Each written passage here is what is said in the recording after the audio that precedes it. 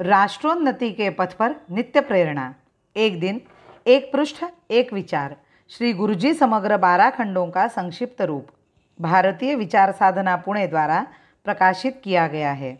मैं डॉक्टर श्रीमती स्वाति सदानंद गोडबोले इन विचारों के एक पृष्ठ को प्रतिदिन वाचन के माध्यम से आप तक पहुंचाने का प्रयास कर रही हूं।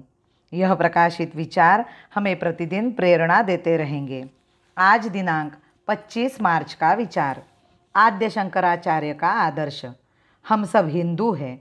आज अपने समाज की अत्यंत दीन अवस्था है। अपने समाज को नाना प्रकार के संकटों का सामना करना पड़ रहा है। इन संकटों में से हमें रास्ता निकालना है। केवल ईश्वर की प्रार्थना करने से यह नहीं होगा।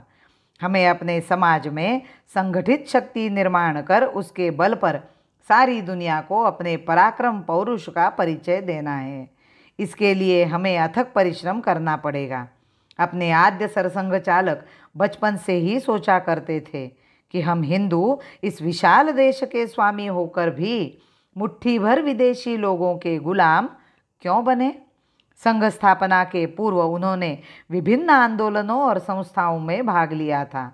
अन्य बड़े बड़े नेताओं के कथन पर विश्वास रखकर उन्होंने उनके साथ कार्य भी किया, परंतु उन कार्यों का अनुभव लेने के पश्चात उन्होंने उन सभी संस्थाओं का परित्याग किया और संघ कार्य समाज के सामने रखा। तुम लोग बाल स्वयंसेवक हो, भावी काल के राष्ट्र के आधार स्तंभ हो। हम लोग सारी दुनिया को अपने सामने नतमस्तक करने की बात कहते हैं, क्योंकि हमारे पूर्वजों ने अपने पराक्रम से यह कर दिखाया था। हमें स्मरण है कि एक समय अपना भगवा ध्वज काबुल के पार फहरा था।